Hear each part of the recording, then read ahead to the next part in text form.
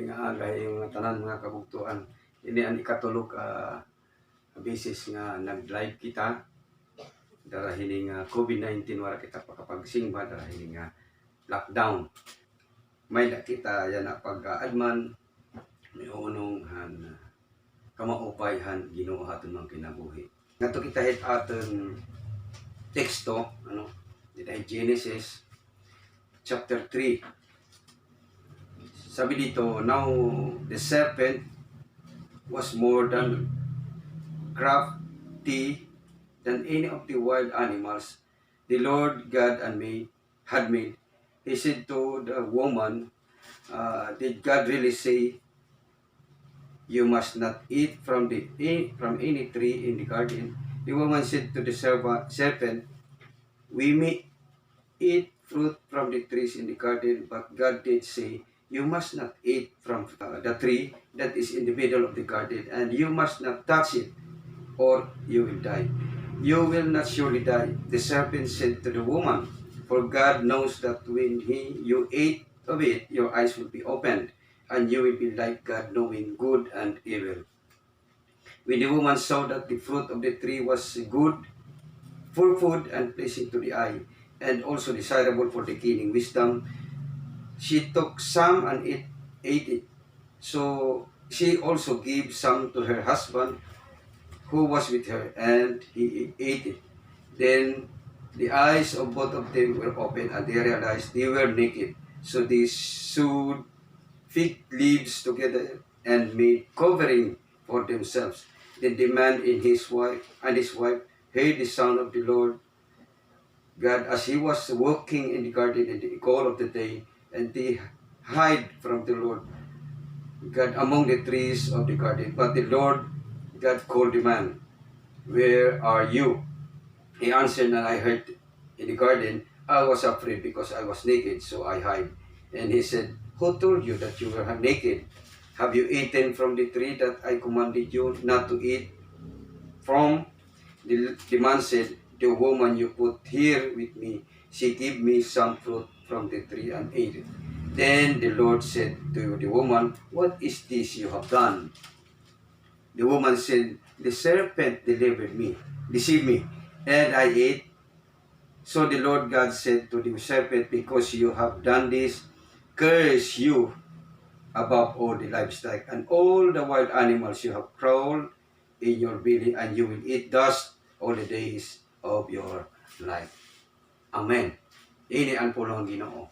Lord God Almighty, you are great and marvelous God, Creator of everything. We worship you. We adore you, Lord God. Bless your word. Bless your servant. Bless my lips. Anoint my lips, O God. In Jesus' name. Amen. It atong tema na siya why does God allow suffering and evil? Hindi magtatakal lang kita about evil. Alam natin, from the beginning pala, ditahan Genesis, evil, nagumpisa ng evil. Sila ay sumuway at nagkasala sa Panginoon. Then after that, sa chapter 4 ng Genesis, dito simula na rin yung prutas ng kanilang kasalanan. Ito yung pagpatay ni Cain kay Abel.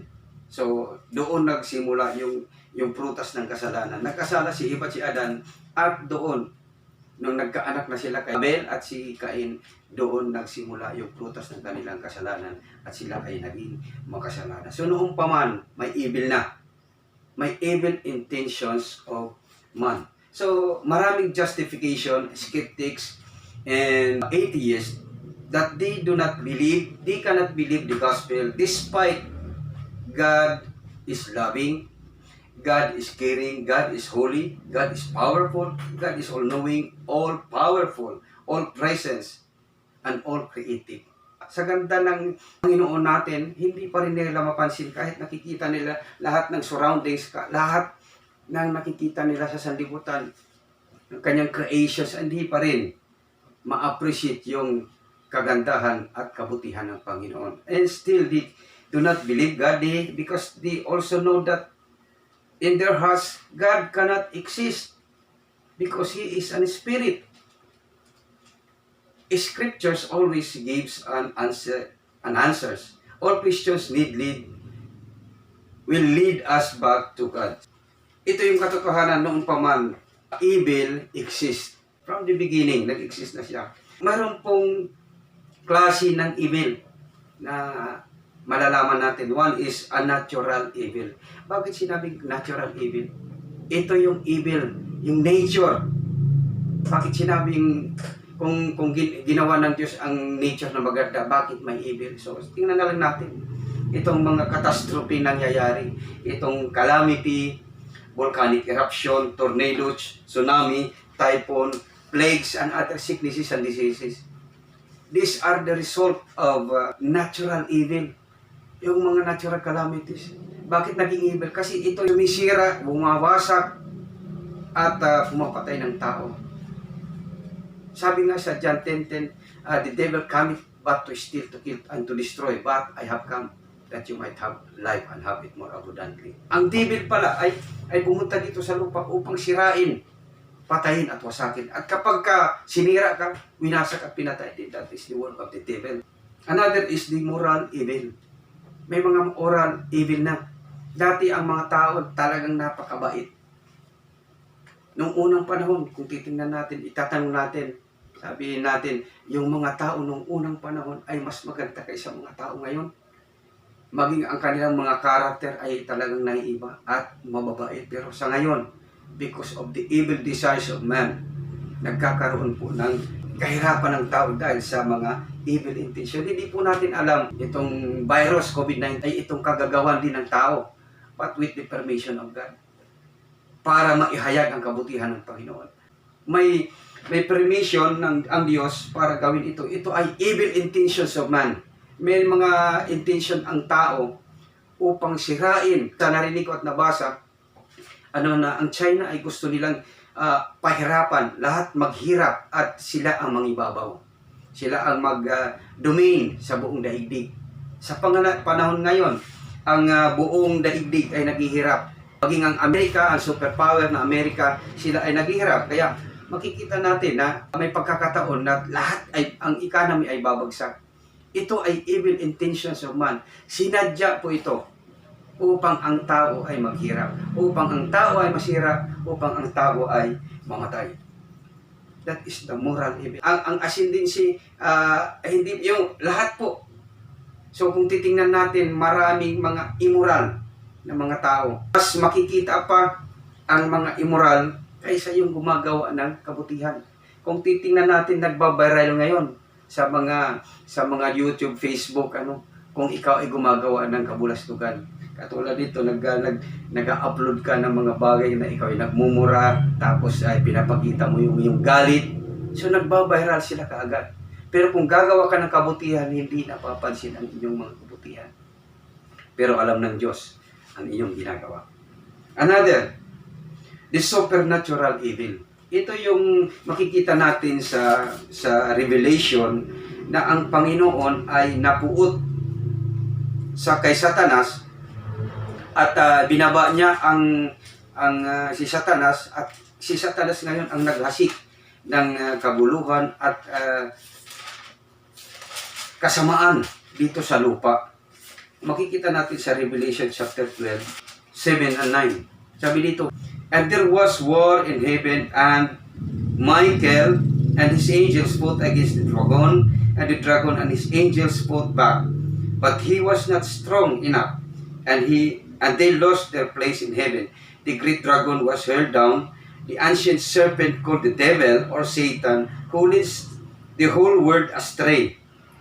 He was hurled to the earth and his angels with him. So ito yung si Satanas si Lucifer yan, ay pinababa dito sa lupa kasama yung kanyang mga anghel. Then I heard about a loud voice in heaven, now here come the salvations and power and the kingdom of our God and the authority of his Christ. For the accuser of our brothers who accused them before God, our God, day and night, has been hurled down. Pinababa na yung accuser na si Satanas. Ito yung umpisa ng kaguluhan at kapighatian at kasamaan dito sa lupa. 1 John 5:18-19. And we know that anyone born of God does not continue to sin. The one who was born of God keeps him safe, and the evil one cannot harm him. We know that we are children of God and the whole world is under the control of the evil one. Sinabi dito, the whole world is under control of the evil one. Makikita natin lahat ng mga bagay ay ginawa ng mga masasama para i-control ang sanlibutan. May tatanong natin, bakit hinayaan ng Panginoon na mangyari nagkaroon ng COVID-19? Bakit ang mga frontliners, katulad ng mga doctors and nurses, ay napapasama silang mamatay? Bakit hinahayaan ng Panginoon? If God is there, if God is merciful, bakit hinahayaan na mangyari ito? Alam po natin na nangyayari o nakakaroon ng kapigatian, kakaroon ng sakit at karamdaman at mga viruses na kalat sa buong mundo because of the evil desires of man. Ito ay ginawa, evil desires of man are natural evils, may moral evils, and supernatural evil. Nagsasama-sama na ito. Ang supernatural evil ay nilalagay sa puso ng tao, ito ay nagiging natural evil. Yung natural evil ay nagkalat. Kung titingnan po natin, one of the atheists, yung mga taong hindi naniniwala sa Diyos, ito yung mga medical practitioners, mga atheists, mga doctors, sila po ay hindi naniniwala sa Diyos because mostly ang kanilang pinapaniwalaan ay science. Dito ko na-realize na, kaya pala ganon. Parusa ang Panginoon. Bakit hinayaan niyang pati ang mga doctors, medical doctors ay nangamatay. Pati ang mga nurses ay nangamatay. Pati ang mga nagsisilbi ay nangamatay. Napapadamay ang mga righteous dahil dito. Bakit hinayaan ng Diyos? Why does God allows evil na kumalat sa buong mundo? But God is so powerful. God is so merciful and loving. At sino ang taong mag-question sa Panginoon? Sabi niya, Genesis 8:22, day and night will never cease. Araw-araw, gabi at araw at gabi, magpapatuloy ang buhay natin. Magpapatuloy. At ang Panginoon, ang siyang maituturing at may tataas. Araw-araw. First Chronicles, chapter 29, sabi dito, David praised the Lord in the presence of the whole assembly, saying, Praise be to you, O Lord God, our Father Israel. From everlasting to everlasting, yours, O Lord, is the greatness and the power and the glory and the majesty and the splendor. For everything in heaven and on earth is yours. Yours, O Lord, is the kingdom. You are exalted and head all over. Wealth and honor come from you. You are the ruler of all things. In your hands are strength and power, to exalt and give strength to all. Now, O our Lord, our God, we give you thanks and praise your glorious name. Dito pinakita ni King David kung sino ang Diyos na kanyang pinaglilingkuran. Another, Psalms 115 verse 1 to 8. Not to us, O Lord, not to us, but to your name be glory. Because of your love and faithfulness, why do the nations say, where is your God? O sinasabi na ngayon, asa na ngayon ang Diyos nyo? Pag may Kristiyanong nadidisgrasya at namamatay, asa na ngayon ang Diyos nyo? Ito, why does the nation say, where is their God? Our God is in heaven. He does whatever pleases Him. Ginagawa niya kung ano ang kanyang magugustuhan. Kung ano ang kanyang nanangisin, gagawin niya at walang sino mang pwedeng umadlang sa kanya. But their idols are silver and gold made by the hands of man. They have mouths but cannot speak, eyes but they cannot see, the ears but cannot hear, noses but they cannot smell. They have hands but cannot feel that they cannot walk, nor they utter sound with their throats. Those who make them will like them, and so will all who trust in them. So lahat ng gumagawa at nagtitiwala dyan ay katulad ng isang rebultong kanilang ginawa.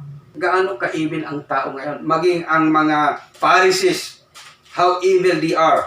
Sila ay pinag-aharian ng supernatural evil. Alam nila ang katotohanan, pero tinuturo nila ang mali. Kung anong nasa Biblia, binabaliktad nila. ang mali. Sa ngayon, they are celebrating, nagkakaroon sila ng palaspas, Palm Sunday, na kung saan hinikayat ang lahat na lumabas at magdala ng palaspas. Anong magagawa ng palaspas compared to the power and greatness of God? Kung gagawin nilang ang palaspas ay protection, ilalagay sa door post, sa pintuan upang walang makapasok na evil spirit, then anong panlaban ng isang palaspas compared sa isang Panginoon na makapangyarihan? Ang Panginoon ay talaga napakapangyarihan. Sa Daniel, makikita din natin sa Daniel, anong nakalagay dito? Chapter 4, verse 35 to 34. Sabi sa Daniel, "And the end of time, I, Nebuchadnezzar, raised my eyes toward heaven, and my sanity was restored. Then I praised the Most High. I honored and glorified Him who lives forever." Ito nakita ni Nebuchadnezzar na talagang makapangyarihan ng Diyos. His dominion is an eternal dominion. His kingdom endures from generations to generations. Dito kasi pinakita ni Nebuchadnezzar na siya ang pinakamakapangyarihan sa lahat ng pakatayo siya ng mga ribulto upang luhuran ng tao. Pero ngayon, dahil sa pinarusahan siya ng Diyos, inacknowledge niya ang kapangyarihan ng Panginoon. Sabi niya, His dominion is an eternal dominion, and His kingdom endures from generations to generations. All the people of the earth are regarded as nothing. He does as He pleases with the powers of heaven and the people of the earth. No one can hold back His hand or to see Him, what have you done? Anong ginawa mo? Kaya sa panahon ngayon, panay ang sisihan ng sisihan. Ang ultimate dito ay ang Panginoon na ang sisisihin. Pero hindi po natin kailangan ito ipabaliwala, dahil kung titingnan po natin na may mga instances sa Bible na kung saan sinisisi ang Panginoon. Kung ano nangyari sa kanilang mga buhay, sinisisi ang Panginoon. Katulad na lang yung kay Job. Nagkaroon po ng sakit at karamdaman si Job sa kanyang buong katawan. Ay nagkaroon ng ketong o nagkaroon ng sakit. At sinabihan siya, kinukoy siya, maging ang kanyang asawa, maging ang kanyang mga kaibigan ay kinukoy siya. Then siya ay nadala ng kanyang damdamin at sa ngayon, hinahanap na niya ang Panginoon. Ngunit, nung tinanong siya ng Panginoon, ay wala na siyang nasabi. Tingnan din po natin kung ano ang klase ng Diyos na mayroon tayong pinaglilingkuran sa Deuteronomy 32. Ito ay pinapakita ko lamang kung gaano kapangyarihan at gaano ka-authoritative ang ating Panginoon. Gaano siya ka-sovereign. Deuteronomy 28. 32 pala. "See now that I myself am He," sabi ng Panginoon. "There is no God besides me. I put to death and bring to life." O ito, sabi niya, pinapatay ko at binubuhay. Siya ang pumapatay at siya rin ang bumubuhay. "There is no God besides me, and I put to death and bring to life. I have wounded and I will heal, and no one can deliver out of my hand. And I lift my hand to heaven and declare, as surely as I live. When I sharpen my flashing sword and my hand grasp it in judgment, I take vengeance on my adversaries and repay those who hate me. The arrows, I will make my arrows drunk with blood, while my swords devours flesh, the blood of the slain and the captives, the heads of the enemy leaders. Rejoice, O nations, with the people, for He will avenge the blood of His servant, and He will take vengeance on His enemies and make atonement for His land and people." Ito yung Panginoon, mag-a-avenge siya. Dito rin sa Exodus, sinabi niya kay Moses, nung si Moses ay ayaw sumunod sa Panginoon. Sabi niya, "Panginoon, ayaw, wag na lang ako. Si Aaron na lang, kasi siya naman ang marunong, matalino." Ano sabi ng Panginoon? Sabi niya, "Who gave man his mouth?" Sino bang nagbibigay ng bunganga sa tao? Di ba't ako? Sino ba ang nagbigay sa kanila ng pananalita? Di ba't ako? Kaya kitang bigyan o kaya kong ibalik yung iyong pananalita. Ang ka-powerful ang Panginoon. Sa Psalms 105:16, sabi dito, "He called down famine on the land and destroy all the supplies of food." Ang Panginoon ay kaya niyang magpababa ng famine, kagutom sa buong kalupaan at sirain ang lahat ng supplies ng pagkain. Minsan maalala natin Minsan may mga tanim tayo at panahon ng harvesting, dito nagkakaroon ng bagyo, nagkakaroon ng baha at nasisira lahat ng ating mga tanim. Bakit? Sinasabihin natin, bakit hinayaan ng Panginoon na masira ang ating mga pananim? Because of our evil desires. Sa 1 Timothy 6:15-16, Blessed, the only blessed and ruler, the King of kings and the Lord of lords. So ito yung ating Panginoon, the only King, the blessed, the ruler and King of kings and the Lord of lords. Wala na makakahigit pa ating Panginoon. Yung kanina sinabi ko about Job, na itong nagreklamo na si Job dahil sa hindi na niya makaya yung sasakit niya, pero at kanyang question na ang Panginoon. Sabi ng Panginoon ito, the Lord said to Job, well, the one who contends with the Almighty correct him, let him who accuses God answer him. Sabi ng Panginoon, then Job answered the Lord, I am unworthy. How can I repay to you? I put my hand over my mouth and I speak once, but I have no answer but twice. But I always will say no more. Then the Lord spoke to Job, brace yourself like a man. Tumindig ka, katulad ng isang lalaki. I will question you, and you shall answer me. Ito sabi ng Panginoon. Would you discredit my justice? Would you condemn me to justify yourself? Do you have an arm like God's, and can your voice thunder like this? Then adorn yourself with glory and splendor, and clothe yourself in honor and majesty, unless the fury of your wrath. Look at every proud man and bring him low. Look at every proud man and humble him, and crush the wicked where they stand. Bury them all and they dash together, should shroud their faces in the grave. Then I myself will admit to you, and you own right and can save you. Tinanong ng Panginoon si Job, kaya mo ba yung ginawa ko?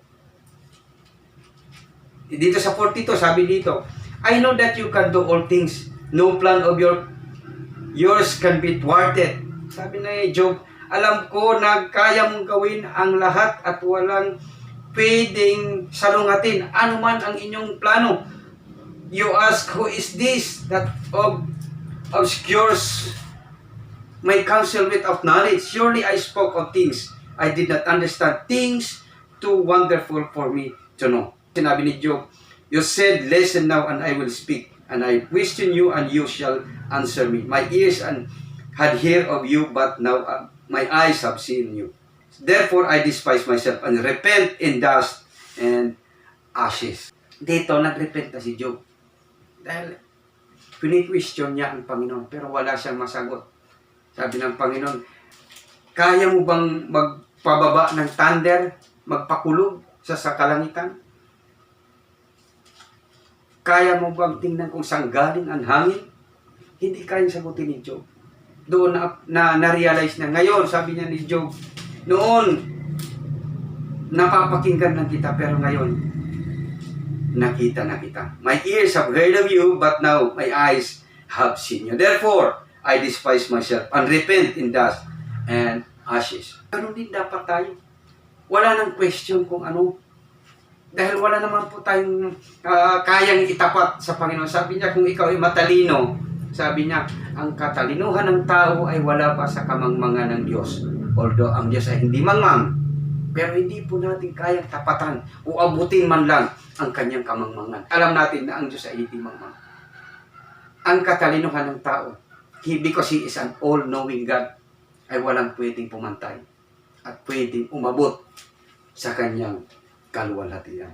Bakit nangyayari na mayroong plagues, may nagkalat ng mga viruses sa buong mundo? Because of our disobedience. Natapik ko noong unang panahon na because of the obedience of people, ay nagkaroon ng, ang Panginoon ay naghasik siya ng kaparusahan sa mga tao. Ito yung kaparusahan sa Leviticus, basahin natin.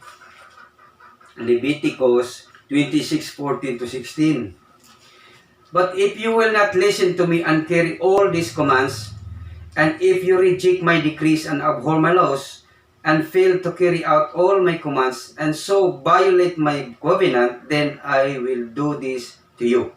I will bring upon you sudden terror, wasting diseases, and fever that will destroy your sight and drain away your life. Ito yung pala, sinabi ng Panginoon, na ikakalat niya ang mga sakit at magkakaroon ka ng lagnat that will destroy your sight. So, matinding lagnat ito at hindi mo na makikita. Destroy your sight. Wala ka nang makikita.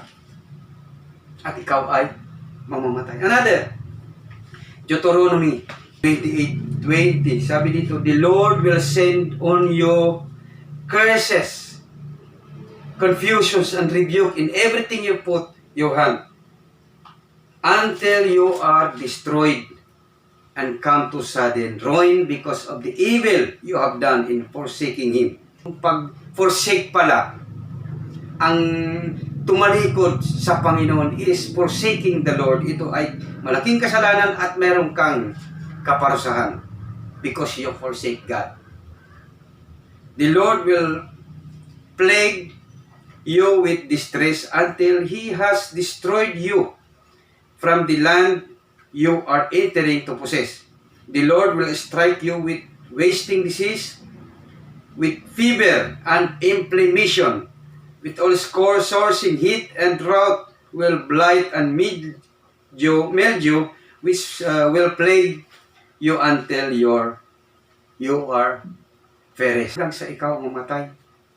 Heat, sudden, sobrang kainit, inflammation, wasting disease, ito ay mangyayari. Ang COVID-19 po, hindi lang ito ang mangyayari, mas matindi pang aabot sa atin. Kaya maging handa po tayo itong panahon ito. Ito yung sabi ng nabasa ko, this earth is very, ito yung place na pinaka mahirap tirhan sa kapanahonan ito. Terrible things will happen on earth. Kaya maging handa po tayo.